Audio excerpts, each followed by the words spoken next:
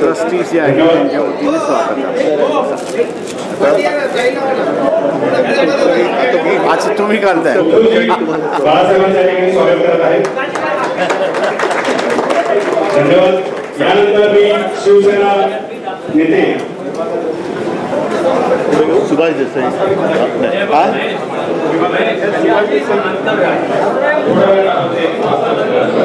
या ठिकाणी शिवसेना नेते सुभाष देसाई यांना विनंती करतो की या पत्रकार परिषदेचं प्रास्ताविक त्यांनी करावं.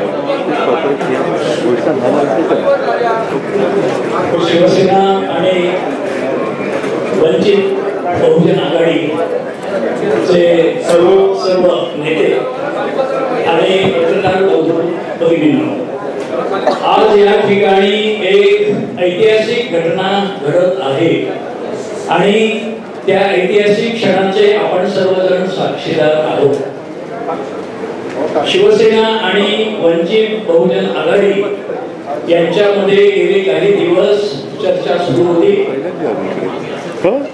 शिवसेनेचे पक्षप्रमुख माननीय उद्धव बाळासाहेब ठाकरे आणि वंचित बहुजन आघाडीचे अध्यक्ष ॲडव्होकेट प्रकाश आंबेडकर यांच्या अलीकडे 2 बैठका सुद्धा झाल्या आणि दोन्ही पक्षांनी, त्याचप्रमाणे या दोन्ही पक्षांच्या प्रमुखांनी असा निर्णय घेतला की सध्या जे देशामध्ये वातावरण आहे आणि देश एका हुकुमशाहीकडे वाटचाल करीत आहे, जनतेचे जे ज्वलंत प्रश्न आहे, जिव्हाळ्याचे, महत्वाचे आणि तातडीचे प्रश्न आहेत, त्यांच्याकडे पूर्णपणे दुर्लक्ष करून नको त्या गोष्टींना प्राधान्य दिले जात आहे, नको त्या गोष्टींवर वादंग माजवलं जात आहे आणि एका प्रकारे देश भरकटवण्याचीच प्रक्रिया सुरू आहे की काय, अशी रास्त भीती वाटावी अशी परिस्थिती निर्माण होते आहे. आणि म्हणून या दोन्ही पक्षांनी आपल्या देशाच्या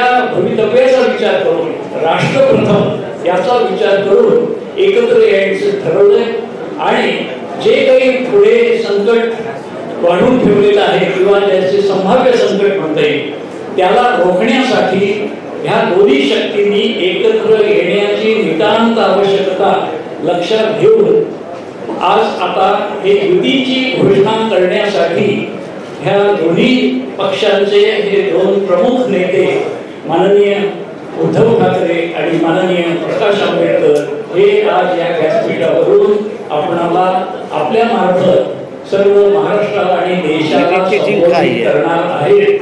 मी इरिटेटिंग होते तिथे.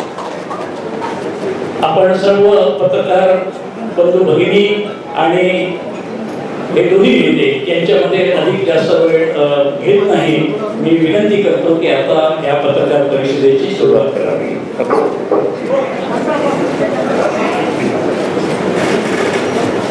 आज 23 जानेवारी आहे.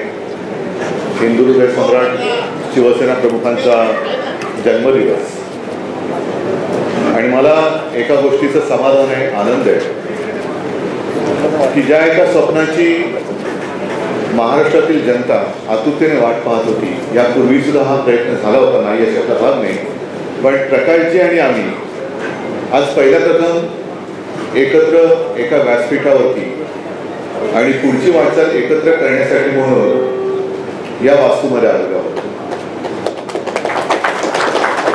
आणखीन एक गोष्ट आनंदाची म्हणजे साहजिकच आहे, आंबेडकर आणि ठाकरे ह्या नावाला एक इतिहास आहे, एक पार्श्वभूमी आहे. माझे आजोबा आणि प्रकाशजींचे आजोबा हे समकालीन आणि एकमेकाचे स्नेही होते. दोघांनी त्यावेळेला समाजातील वाईट रूढी परंपरा याच्यावरती प्रहार केले, आघात केले. त्याच्याबद्दल आम्ही दोघांनी काय सांगण्याची आवश्यकता नाही आहे. आणि आता जे राजकारणामध्ये चाललेलं आहे, राजकारणामध्ये काही वाईट परंपरा आणि चाली चाललेल्या आहेत, त्याच्यावरती आघात करून त्या मोडून तोडून टाकण्यासाठी या दोन्ही पिढ्यांचे वारसदार आणि त्यांच्यासोबतचे आमच्या आजोबांनी वडिलांनी दिलेले जे काही जीवाला जीव देणारे सहकारी आहेत ते एकत्र येऊन देश प्रथम हा जो एक आता सुभाष देसाई साहेब तुम्ही जो शब्द वापरला तो फार महत्वाचा आहे. प्रथम देश हित. कारण एक भ्रम पसरवला जातो आणि नेहमी हुकुमशाहीकडे वाटचाल ही अशीच होते. जनतेला भ्रमात ठेवायचं, नको त्या वादामध्ये अडकून ठेवायचं आणि आपलं इच्छित जे आहे ते साध्य करून घ्यायचं. नेमकं त्याच एक वैचारिक प्रदूषणातून देशाला मोकळा श्वास घेण्यासाठी आणि देशातील लोकशाही जिवंत ठेवण्यासाठी घटनेचं महत्त्व, संविधान हे त्याचं महत्त्व आणि पावित्र्य अबाधित ठेवण्यासाठी म्हणून आम्ही दोघं एकत्र येत आहोत. ठीक आहे, पुढे राजकीय वाटचाल कशी असेल, आणखीन पुढे काय करता येईल, या सगळ्या गोष्टीचा त्या वेळेला जेव्हा जशी वेळ येईल तेव्हा आम्ही विचारविनिमय करून पुढे जाऊच. पण एक गोष्ट नक्की की महाराष्ट्रातील आपण एक असा एक शब्द आहे तळागाळातील जनता, त्या तळागाळातल्या जनतेपर्यंत जे काही देशात चाललेलं आहे ते पोहोचवण्याची आज गरज आहे. कारण त्यांना आता काल परवाकडे आपले माननीय पंतप्रधान मुंबईत येऊन गेले. सभेला कोण आले होते, कुठून आणले गेले होते, त्यांना काय सांगितलं गेलं होतं, या सगळ्या गोष्टी आपल्याच माध्यमातून आम्ही वाचलेल्या आहेत, पाहिलेले आहेत, ऐकलेले आहेत. तो एक भ्रम निर्माण करायचं, निवडणुका आल्यानंतर त्यांचा म्हणजे गरिबांचा उदो करायचा, गरिबांनी मतदान केल्यानंतर मात्र गरीब त्यांच्याकडे म्हणजे त्यांना घरं नसतातच, ते रस्त्यावरती आणि यांची उड्डाणे चालू. तर हे आता कुठेतरी थांबवण्याची गरज आहे आणि म्हणून आम्ही एकत्र आलेलो आहोत. साहजिकच आहे, प्रकाशजींचं एक काय मनोगत असेल, मत व्यक्त केल्यानंतर तुमच्या मनात काही शंका कुशंका असल्यास असायची काही आवश्यकता नाही आहे, पण काही प्रश्न असलेच तर आम्ही त्यांना उत्तरं देऊ. बाळासाहेबांच्या असणाऱ्या वाढदिवसाच्या निमित्ताने असणारा आजची घोषणा वंचित बहुजन आघाडी आणि शिवसेना यापुढे निवडणुकीमध्ये एक बदलाचं राजकारण या ठिकाणी सुरुवात.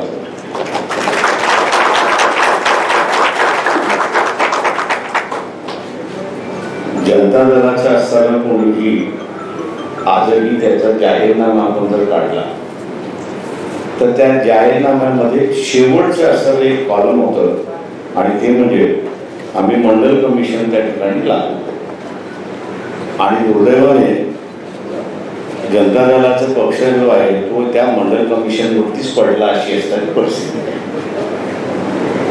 सामाजिक प्रश्नाला ज्या ज्या वेळेस या ठिकाणी हात घातला जातो त्यावेळेस समाज व्यवस्थेमधली गणित बदलतात, हा त्याच्यातला महत्वाचा भाग. गेली अनेक वर्ष उपेक्षितांचं राजकारण याची सुरुवात व्हावी म्हणून आम्ही असा प्रयत्न त्या ठिकाणी केला. जी चळवळ आम्ही असं चालवत होतो तिलाच आमच्याच मित्रपक्षाने गिळंकृत करण्याचा प्रयत्न केला किंवा मर्यादित करण्याचा असणारा प्रयत्न केला. पण तो आम्ही जुमानलो नाही, आंदोलन करत राहिलो, लढत राहिलो आणि अपेक्षा आम्ही असणाऱ्या या ठिकाणी बघतोय. जिंकून येणं हे मतदाराच्या हातामध्ये आहे, ते काही राजकीय पक्षांच्या हातामध्ये नाही. परंतु उमेदवारी देणं हे असणाऱ्या राजकीय पक्षांच्या हातामध्ये आहे किंवा त्या उमेदवारीच्या स्वरूपामध्ये त्याचं सामाजिकरण होईल, त्याचं सार्वत्रिकरण होईल ही अपेक्षा मी या ठिकाणी बाळगतोय. मीच ती कॉइन केलेलं आहे की ह्या महाराष्ट्राची सत्ता 169 कुटुंबामध्ये होती, त्याच्यामध्ये 10 कुटुंबात असणारा वाढ झालेली आहे. नातेवाईकांचं राजकारण जर जसं वाढत गेलं तस तसं महाराष्ट्रातलं दिशांचं जे राजकारण होतं, मुद्द्यांचं जे राजकारण होतं, गरिबांचं जे राजकारण होतं हे बाजूला पडत गेलं आणि भांडवलशाहीचं, लुटारूंचं अशी सत्ता त्या ठिकाणी सुरुवात झाली अशी असणारी परिस्थिती आहे. नव्या गोष्टी मांडण्याची गरज आहे असं मी त्या ठिकाणी मानतोय. एका काळी अर्थव्यवस्थेमध्ये मोठ्या इंडस्ट्रीची गरज होती आणि ती आपण असताना भागवतो. पण आज असताना शेतीला जोडधंदा आपण असावा म्हणतो पण शेतीची प्रक्रिया करणारे उद्योग याची आपण असताना चर्चा करत नाही. मी आज असताना मानतोय की सगळ्यात मोठा असणारा एम्प्लॉयमेंट हे काही सेक्टर्स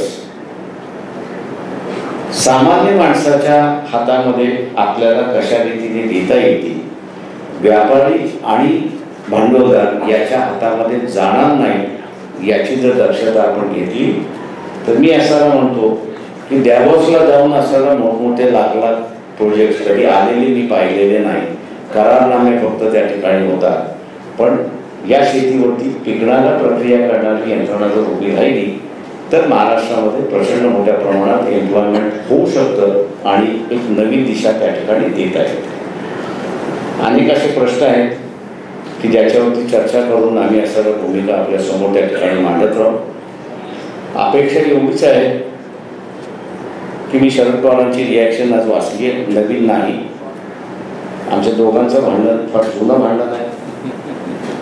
शेतातलं भांडण नाही, नेतृत्वातलं भांडण आहे, दिशेचं भांडण आहे. आमच्याबरोबर येतील अशी अपेक्षा मी त्या ठिकाणी बाळगतो.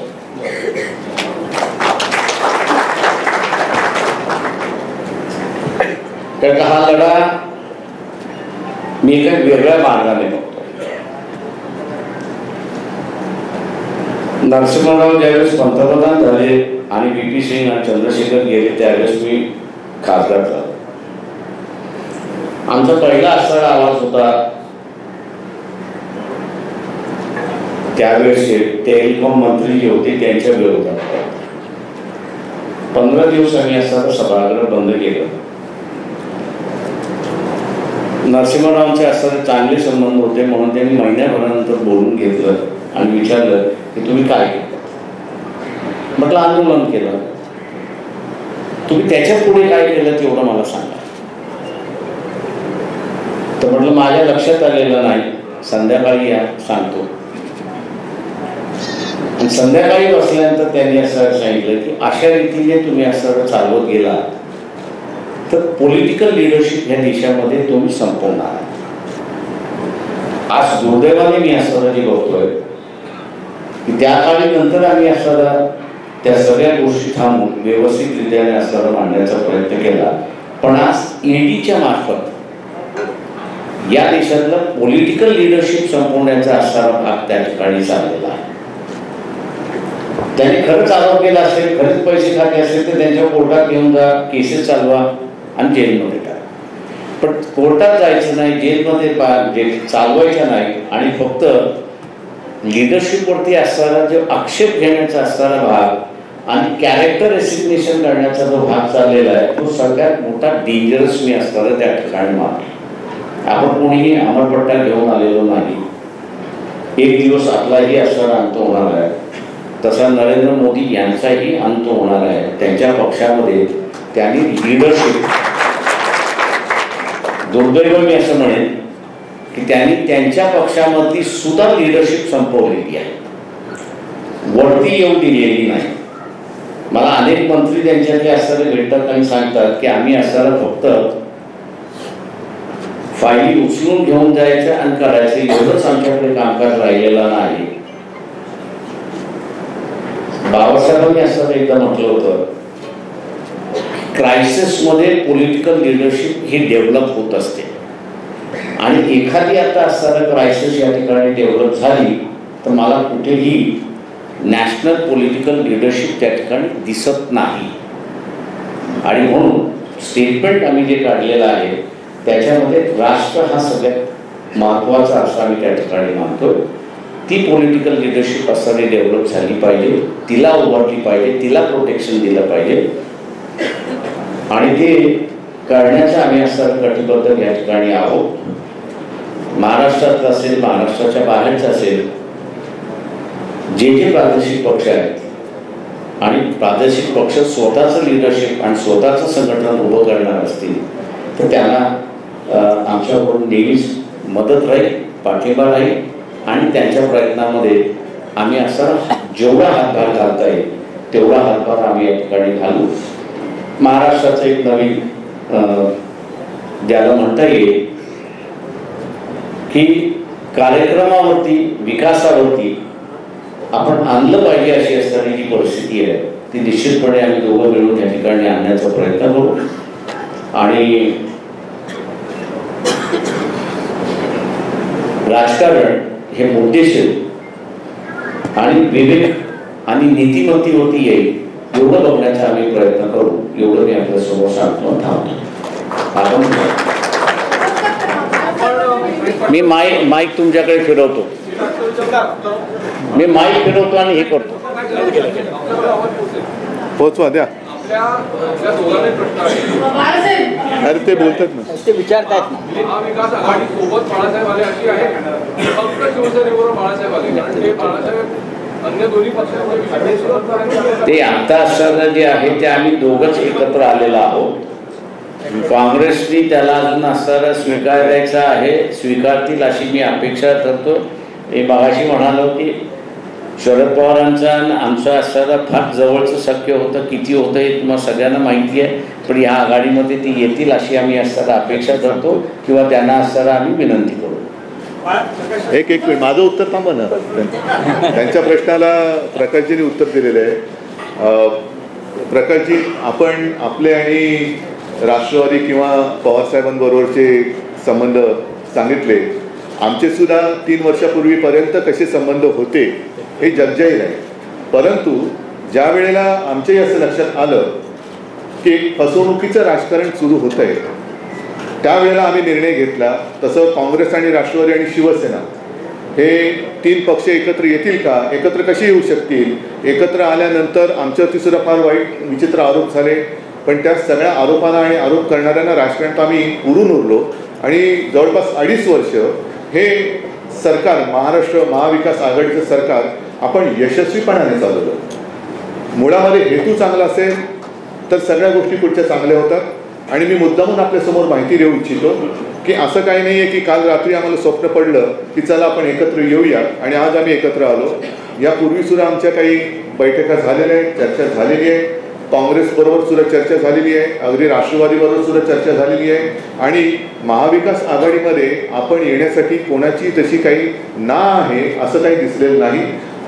एक गोष्ट नक्की की काँग्रेस, राष्ट्रवादी आणि शिवसेना हे 3 पक्ष एकत्र आल्यानंतर तिन्ही पक्षांचे काही मित्र पक्ष आहेत. मग आमचं असं ठरलं की महाविकास आघाडीमध्ये ज्या त्या पक्षांनी आपापल्या मित्र पक्षांचं हित सांभाळायचं आणि एकूण जर आपण एकत्र आलो नाही तर मग वैयक्तिक युतीला काय फायदा आहे. वैयक्तिक म्हणजे 2 पक्षाची युती केली आणि महाविकास आघाडीमध्ये काहीतरी 3 तिघडा असं करून ठेवलं तर मग या भारत किंवा देश प्रथम हा जो काही सामायिक हेतू आहे त्या हेतूलाच तडा जातो. आणि म्हणून मला असं वाटतं की प्रकाशजी, तुमची आणि आमची म्हणजे शिवसेना आणि दलित वंचित आघाडीची युती तर झालीच आहे, पण त्याचबरोबर आपण महाविकास आघाडीचे सुद्धा एक घटक पक्ष म्हणून पुढे वाटचाल करायला कोणाची काही हरकत नाही. की आज शिवशक्ती भीमशक्तीची घोषणा झाली आहे. महापालिकाच्या निवडणूक आहे तर त्यानंतर लोकसभा आणि विधानसभेच्या आहे, तर हे जागा वाटप कसं होणार आहे आणि ही युती कशी दिसणार आहे? ही युती विजयी दिसणार आहे.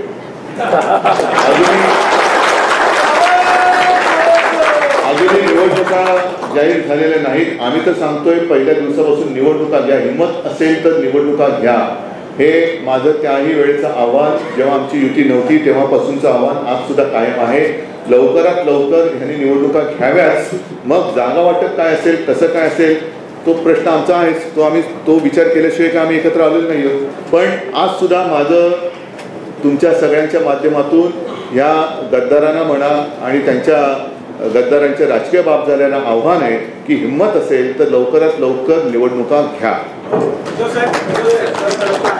आपण ज्याप्रमाणे म्हणता की काँग्रेस आणि राष्ट्रवादी सोबत आहे, राष्ट्रवादीविषयी प्रकाश आंबेडकर साहेबांनी म्हटले, परंतु काँग्रेसची जी महाराष्ट्राची लिडरशिप आहे त्यांचं असं मत आहे की प्रकाश आंबेडकर यांना सोडत देण्याबाबत आमच्याकडे कुठलाही प्रस्ताव आला नाही आणि चर्चाही नाही. मग तुम्ही कसं म्हणतात की तेही आमच्यासोबत आहे? दिसेल ना आज उद्या मी जे काय बोलले ते खरं आहे का, ते जे काय बोलले ते खरं आहे ते दिसेल. अजितदादांनी सांगितलं आहे की जर का शिवसेना आणि वंचित बहुजन आघाडी यांची एकत्र युती होत असेल तर या पुढचं जे काही जागा वाटप असेल ते शिवसेनेच्या म्हणजे महाविकास आघाडीमधला तिसरा पक्ष शिवसेना म्हणून त्यांच्या ज्या काही जागा असतील त्या जागांमधून वंचित बहुजन आघाडीला द्यावे.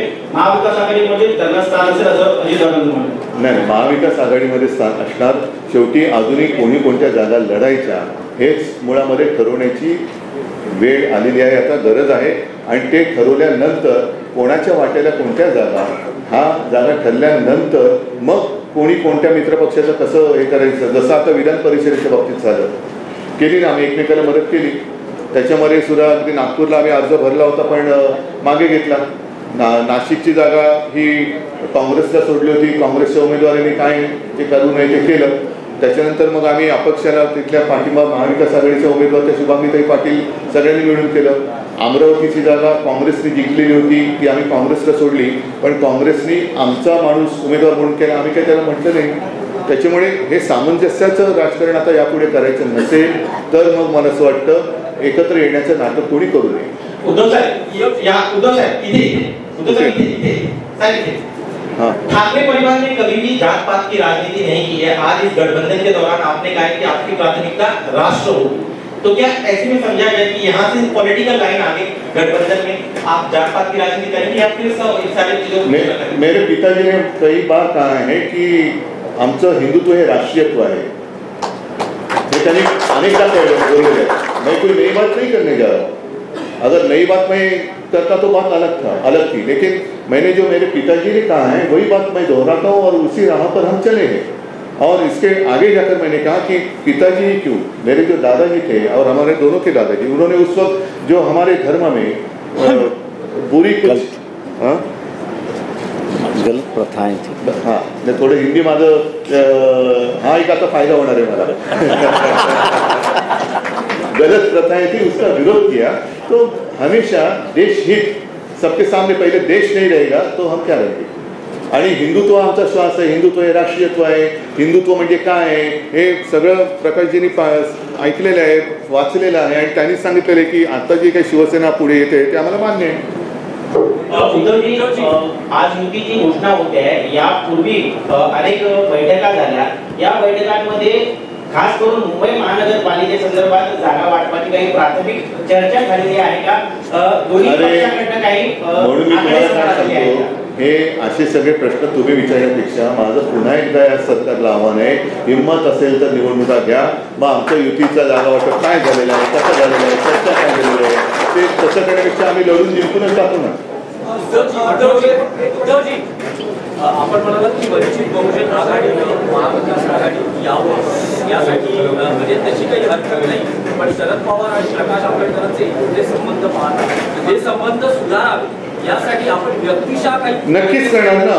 म्हणून मी तर असंच म्हणेन की त्यावेळेला आम्हाला गृहीत धरून राजकारण केलं गेलं होतं 1-2-3 वर्षापूर्वी की शिवसेना काँग्रेससोबत जाऊ शकत नाही, शिवसेना राष्ट्रवादीसोबत जाऊ शकत नाही.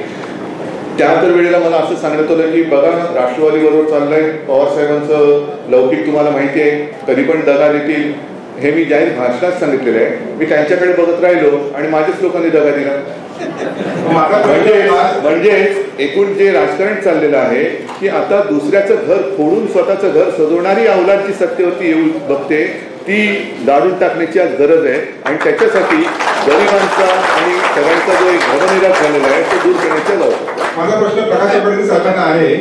आता उद्धव साहेबांनी त्यांच्या हिंदुत्वाबद्दल सांगितलं नाही. आतापर्यंत शिवसेना आणि वंचित बहुजन आघाडी किंवा प्रामुख्याने हिंदुत्वाचा मुद्दा होता. उद्धव साहेबांनी जे हिंदुत्व सांगितलं त्याच्यावर तुमचं काय म्हणणं, ते स्वीकार्य असेल का वंचित बहुजन आघाडीला? ते मी मागे त्या दिवशी म्हणालो होतो की प्रबोधनकारांचं जे हिंदुत्व होतं आणि त्यांनी असणारं जे चाललेलं होतं त्याच्यावरती चालण्याचा असणारा बाद शिवसेनेचा असल्यामुळे समाज सुधारण्याची गरज जी होती ती तुम्हाला असणारा काही वेळेस कडवटपणाने घ्यावी लागते आणि ती प्रबोधनकारांनी घेतली. त्याच्यामुळे ती लाईन सुरुवात राहील असं मी अगोदरच आम्ही ठरवलं असल्यामुळे ती लाईन पुढे जाईल आणि हळूहळू आपल्याला दिसण्यात येईल की कशा पद्धतीने जायचं आहे ते. निगेटिव्ह राजकारण जे आहे हिंदुत्वाचं सध्या RSSचं आणि BJPचं द्वेषाचं जे आहे की आम्ही ख्रिश्चनांच्या विरोधात, आम्ही मुसलमानांच्या विरोधात आणि म्हणून सगळ्यांनी एकत्र या, असं जे आहे याच्यापेक्षा समाजव्यवस्था एकत्र कशी आली पाहिजे, कुठच्या मुद्द्यांवरती आली पाहिजे, ती कशा पद्धतीने येईल याची असणारी मांडणी आम्मी करत जाणार आहोत। देखा गया है कि जो गठबंधन बोलते हैं आप शिवसेना के साथ जो गठबंधन वो हमेशा मातोश्री पर देखे, इस बार आप यहाँ पर आए हैं, क्या इसके पीछे? मैं कई दिनों से यहाँ आना चाहता था लेकिन कोई बुला नहीं रहा था मुझे।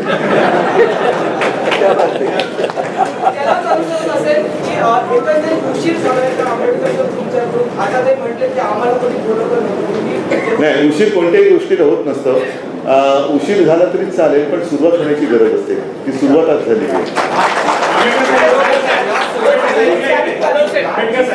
एक प्रश्न आहे की मागच्या निवडणुकीमध्ये लोकसभा आणि विधानसभा निवडणुकीमध्ये सगळ्यात जास्त वंचित बहुजन आघाडीने काँग्रेस आणि राष्ट्रवादीचं नुकसान केलं, त्याच्यामुळे काँग्रेस आणि राष्ट्रवादी तुम्हाला यावेळेस सहन करण्याच्या स्थितीत नाही असं दिसतं।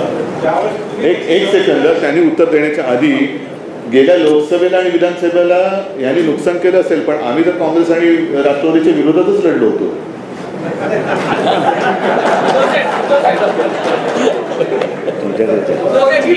आघाडी ही भाजपची बी टीम आहे असं वारंवार बोललं गेलं होतं। शिवसेनेचे काही युती होते की त्यांनी असे आरोप केले होते, मग आता पुन्हा एकदा शिवसेनेची युती भाजपच्या बी टीम बरोबर झाली असं म्हणायचं का? जिथे भाजप बरोबर आमची युती होते आणि त्यांनी आम्हाला दगाफटका केल्यानंतर मग किती टीम ABCD काय करायचं, म्हणजे आमची A टीम बरोबरच युती असताना त्यांनी ती युती त्यांच्या स्वार्थापायी मोडली।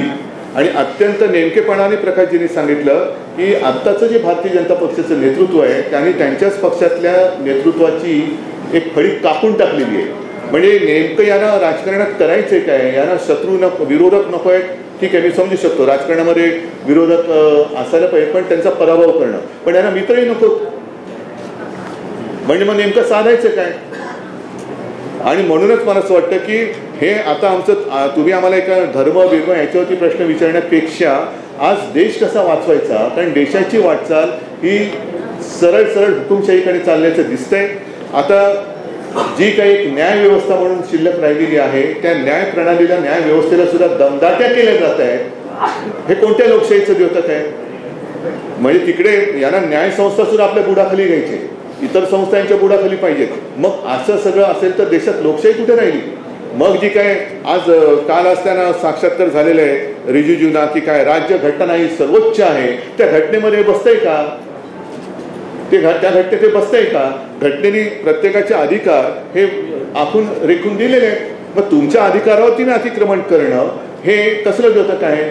म्हणजेच काय की आम्ही तेवढेच देशाचे तारणहार, आम्ही तेवढेच घटनेचे रक्षक, हा एक सर्वदूर समज करायचा, भ्रम पसरवायचा आणि त्याच्या आडून मला पाहिजे तेच करणार, हे जे काय चाललेलं आहे ना ते मोडून काढण्यासाठी आमची युती आहे। मला असं विचारायचं की आठवले गट भाजपसोबत गेल्यानंतर कोण बोलतोय? अच्छा खाली, हा, आम्हाला असंच तळागाळातले प्रश्न पाहिजे। मला असं म्हणणं की आठवले गट भाजपच्या सोबत गेल्यानंतर आता कुठेतरी एक बॅलन्स ऑफ पॉवर मेंटेन करण्यासाठी रिपोर्टिंग क्वेश्चन्स एकत्र आणण्यासाठीची युती असं म्हणायचं? कोणाला प्रश्न आहे? प्रकाश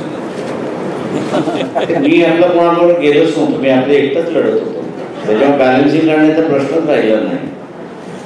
त्याच्यामुळे आता असताना जो आहे ही पॉलिटिकल युती, सोशल युती असं आपण असं समजलं तर अधिक चांगलं होईल।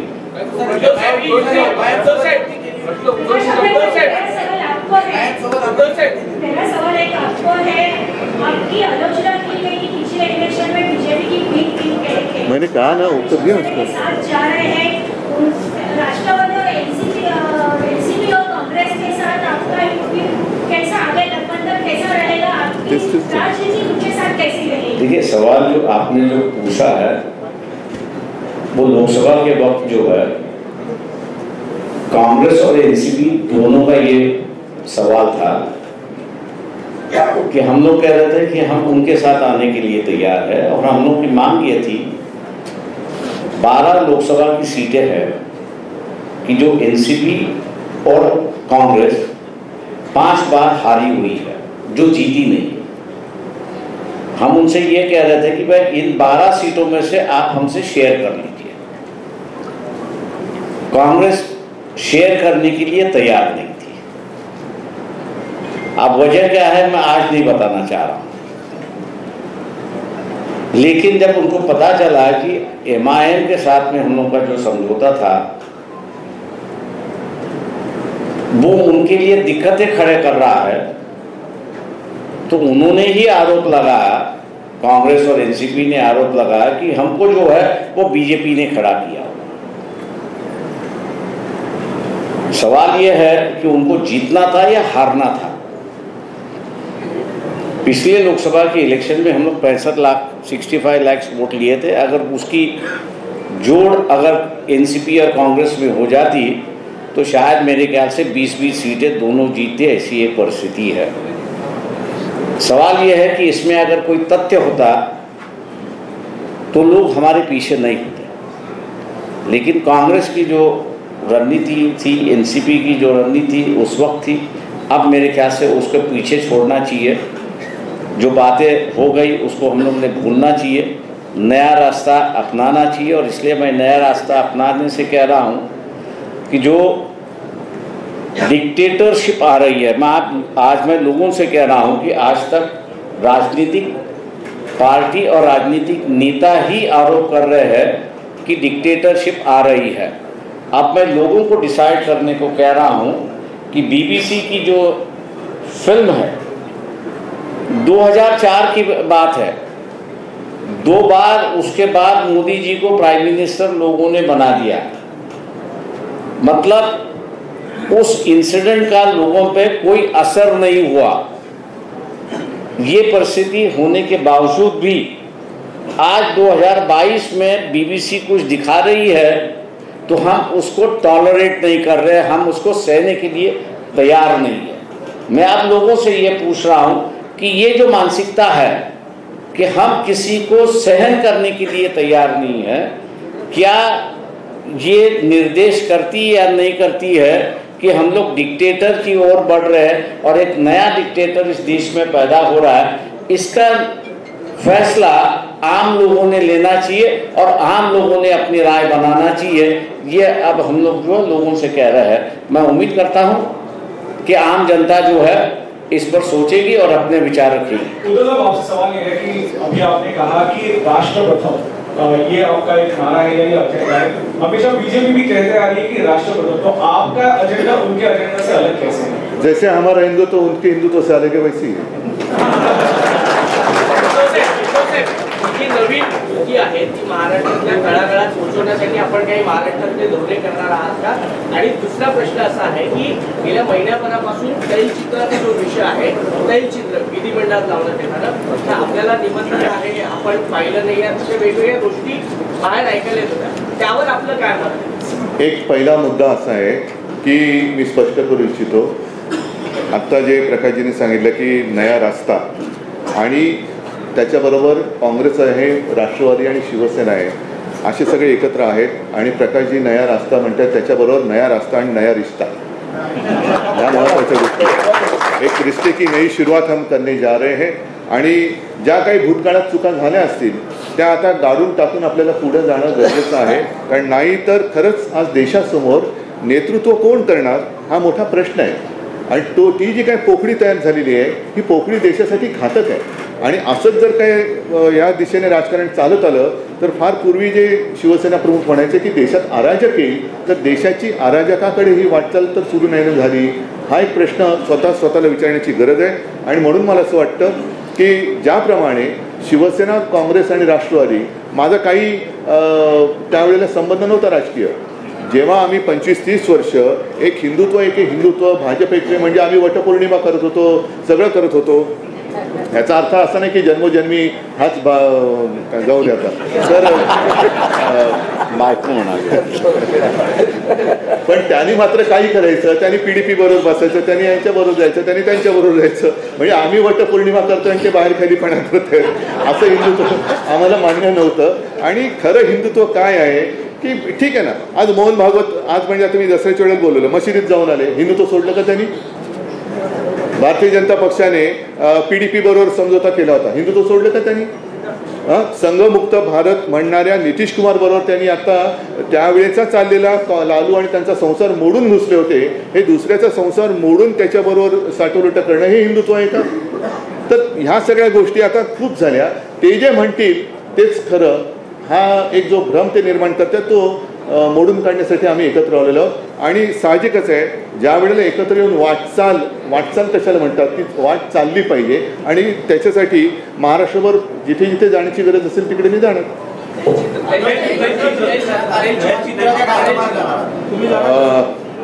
तैलचित्राबद्दल बोलणं कठीण आहे. याचं कारण शेवटी मला असं वाटतं, आज संजय राऊत यांनी सामनाचा अग्रलेख चांगला लिहिलेला आहे. त्याच्यात त्यांनी मंबाजी वगैरे असं ते आता सगळं तुम्हाला माहिती आहे की जी काय घिसाडघाई चाललेली आहे त्याच्यावरती आता थोडंसं मी संध्याकाळी बोललं नाही. आता सगळं बोललं तर संध्याकाळी तुम्ही येणार नाही.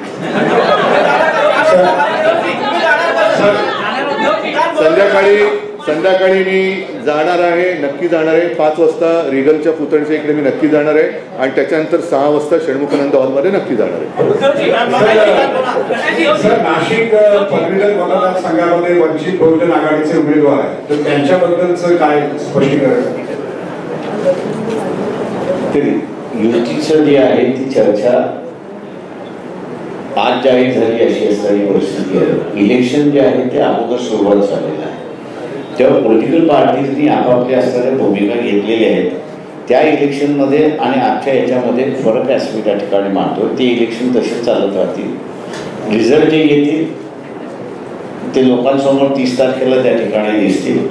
पण याच्या पुढची जी वाटचाल मी जसं म्हणालो, एक नया रास्ता म्हणून जो आहे तो आपल्याला त्या ठिकाणी दिसेल. पंतप्रधान मुंबईत आले होते आणि हजारो कोटी प्रकल्पांची भूमिपूजन झाली.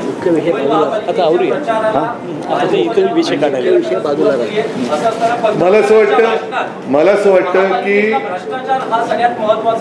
असं वाटतं की या काही मुद्द्यावरती मी आज संध्याकाळी बोलणार आहे.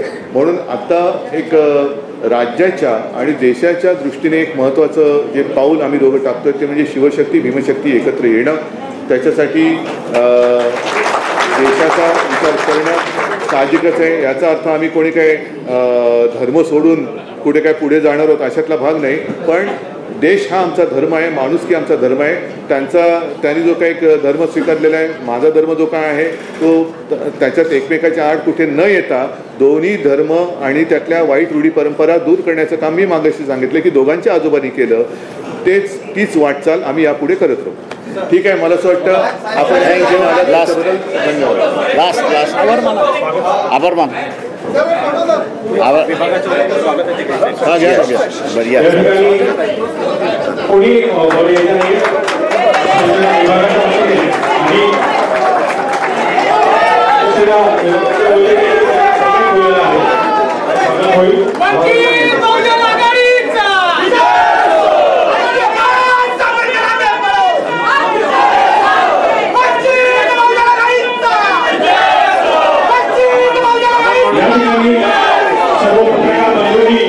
या पत्रकार परिषदेला उपस्थिती लावली.